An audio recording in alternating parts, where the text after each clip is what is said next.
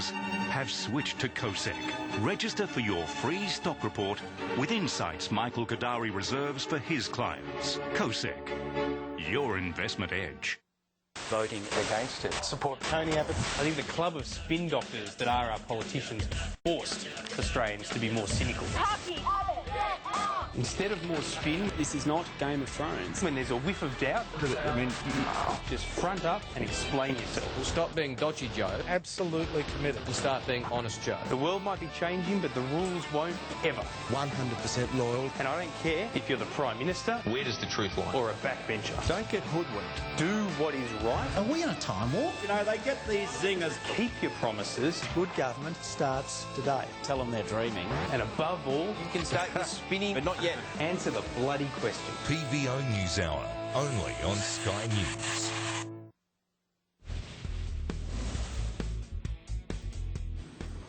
Welcome back to the show. If you have a question you would like answered, pick up the phone and give us a call on 1300 30 34 35, or if you prefer, you can email us at yourmoney@skynews.com.au. Let's move on to a caller. We have Craig calling in from Brisbane. Hello, Craig.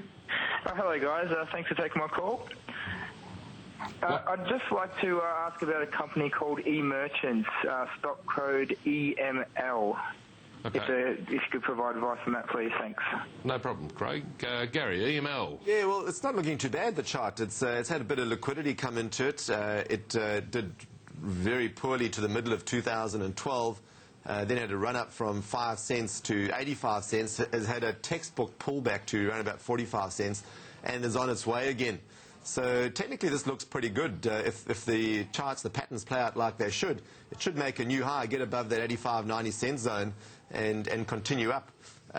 We have this as an open medium-term trade at the moment. We just got into this at around about the 74 level, and we'd be staying in this until we get an exit signal. Expect some resistance around about 90 cents, but otherwise I'd be in this and be staying in it from at least a medium-term view and see how it goes from there. But you should have a trading stop of some sort as you go through this trade.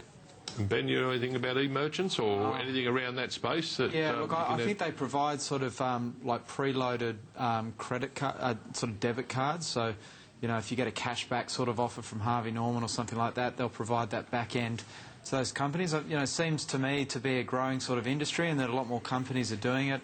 I haven't looked at the financials, Francesco, but you know, from what I see anecdotally, it seems to be an area that is growing. But you know, sort of what the competitive threats are from the major sort of players, I guess, will always be the worries that I would have. But seem to be having a niche out for themselves. So you wonder if the big banks in particular be in this space, because you'd think they would have sort of introduced a lot of this stuff in the past. Absolutely. So maybe it's not a big bank player that is in this space, but it's more of a niche sort of... picking off the banks. Yeah. Yeah. Okay, it seems like an interesting one.